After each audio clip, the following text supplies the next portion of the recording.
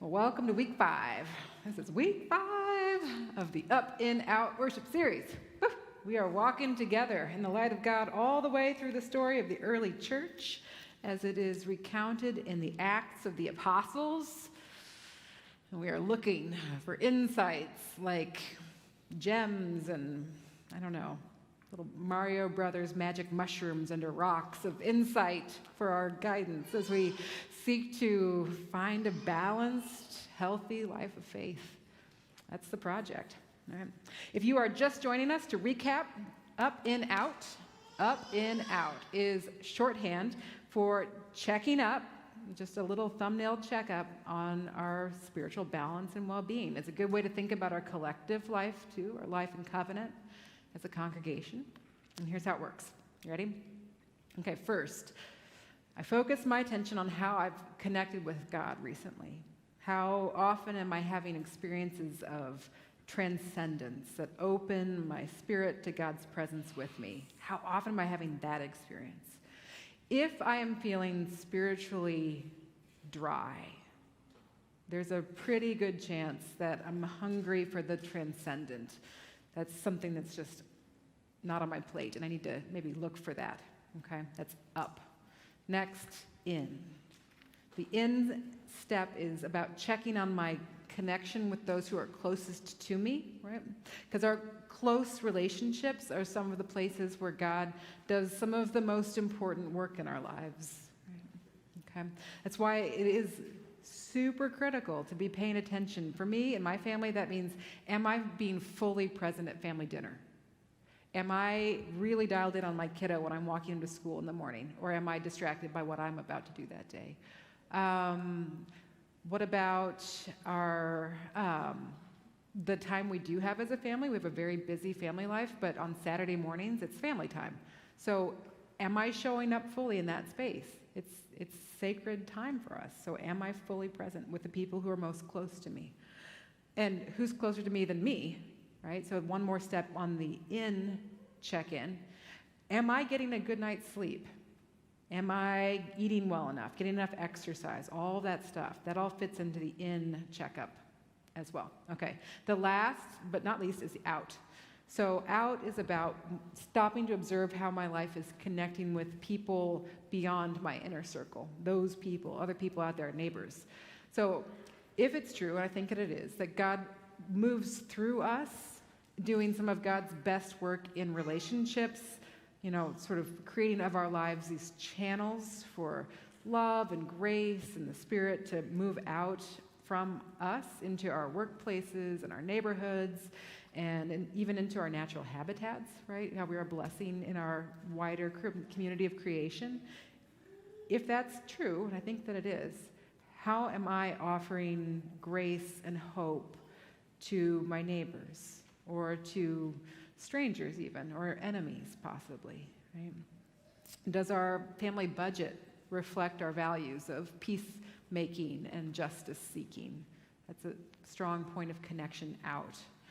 Have I made a difference for someone I don't really know very well recently? Right?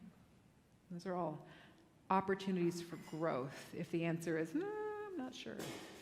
Okay. All right, up, in, out.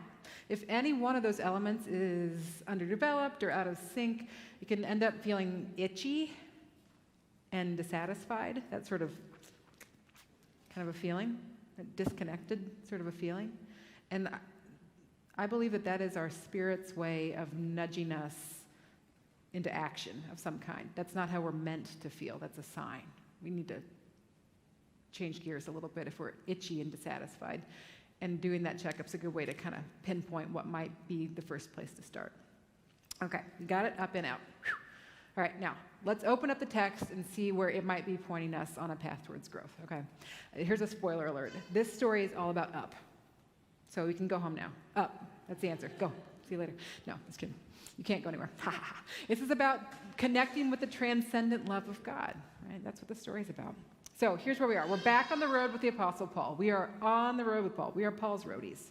And in this chapter, Paul has gone on the advanced guard. He's in the setup crew in Athens. He gets there way ahead of us, and he's busy sort of reconnoitering. He's got time to poke around, get oriented to town, and I think it is fair to say that Paul is completely in his element in Athens. He is where he wants to be. Okay, how do you know? First, he has found synagogues. When we were in Philippi last week, there were no synagogues. He had to kind of scrap some stuff together. In Athens, there are synagogues, which makes him very happy. He's got a place he can go and get folks all stirred up and worried about his wackadoodle Judaism story about the Messiah coming. And he just gets people all stirred up in the synagogues. He loves doing that. But those are his people. He goes there and gets his anchor set first and starts stirring the pot. That's always fun for Paul. He likes that. Okay, but the best of all piece is these Athenian philosophers that he runs into. Did you catch this? That like out in the marketplaces, they're just chock-a-block with people philosophizing and wondering what it all means. And here he is just kind of in the mix with them. And so these guys who are totally after his own heart draw him into an even more structured space, into this part of town they call the Areopagus. So when Paul steps into the Areopagus, I want you to picture the National Forensics and Debate Championship Tournament. This is like a theological, rhetorical boxing ring, or like a coliseum for nerds, right? He is like, yes, my people. And he is all over it. He just digs right in, and he comes out swinging into the ring. Okay, Paul says, hey, I noticed you have got a temple and a shrine for everything under the sun in this town. I just passed by 6 shrines to shoelaces and 7 dedicated to car insurance. That's impressive, y'all. In fact, I also noticed that you have a temple dedicated to an unknown God. Well, what's that about? You just wanted to add one just in case you missed one, cover your bases? That's cool. Okay, all right. Well, let me tell you something. Let me tell you about a God I actually know. Let me tell you about a God I actually know. The God of heaven and earth, the one who set the boundaries of your lives and the land and the sea and all that draws breath, that God. The one who set your heart to seeking the sacred in every corner, that's the God I know. Paul goes on. He says, let me tell you something else. You can find God too. It's possible. In fact, God is the one who made us to seek and to find the holy. Right? That seeking impulse in us was put there by God. It's who we are and why we're here, actually. That's the point of all of this. Right? He says, I've come to know the God of heaven and earth with every fiber of my being, says Paul. So why don't you, see old Christopher Hitchens sitting there in the back corner of the Areopagus? Y'all turn to your neighbor Christopher and tell him you can take a hike, because I know this God with every fiber of my being. And I know that all the so smart brains in Brother Christopher's head are lit up, the spark of life that comes from the source of all that is. So he can have his straw man gods, those gods of little things that he loves to set up like little toy soldiers and discredit. Those gods, he can have. The God I know is the one that put the wisdom to ask the question in his mind. That's the God I know. So look, why don't you come on a little bit closer and see if you can wrap your own excellent brains around this, says Paul. God is not what you thought. There's so much more. God is closer to us than breathing. It's like the impulse to draw breath itself. The impulse. Or like thirst, like that longing that is rooted in the fiber of our bodies. It is the inner call to return home and to be in the company of the one in whom we are made whole and wholly loved. So says Paul. So says Paul to the crowd gathered at the Areopagus in Athens, and to us gathered here as well. We are made to seek and to find the holy. We are children of God, imprinted with the DNA of sacred love. That's who we are. Now, if you can wrap your heart and mind around this possibility, and just for a minute, it's the possibility that it might be true. Is it possible? If it might be true,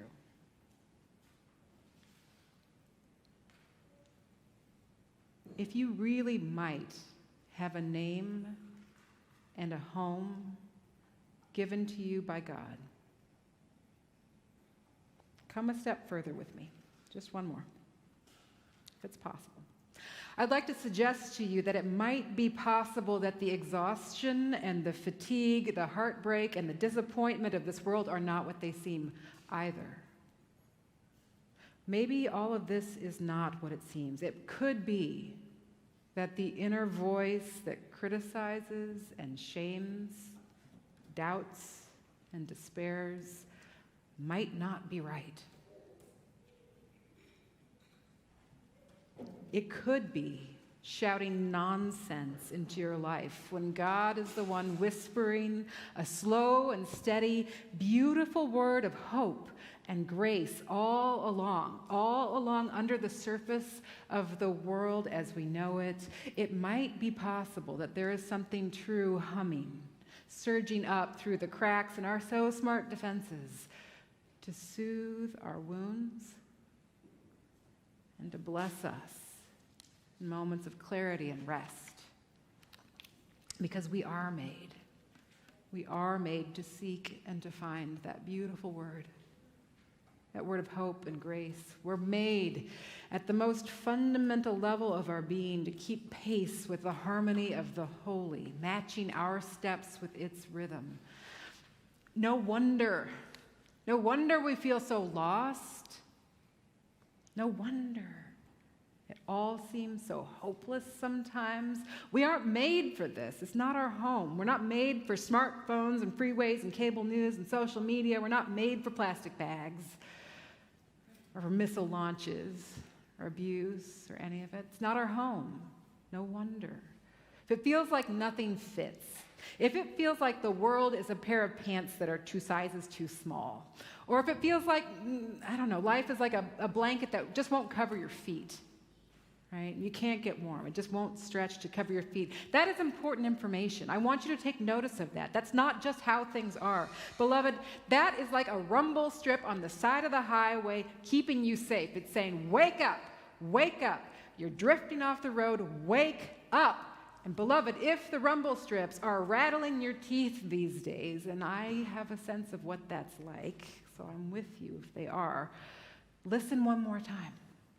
Come back to Paul. Just entertain the possibility that when he says we are children of God, he's speaking the truth. That we do have a home and a name and a promise. We are held close by one who is closer to us than we know. Did you hear that? In whom we have our life and our being.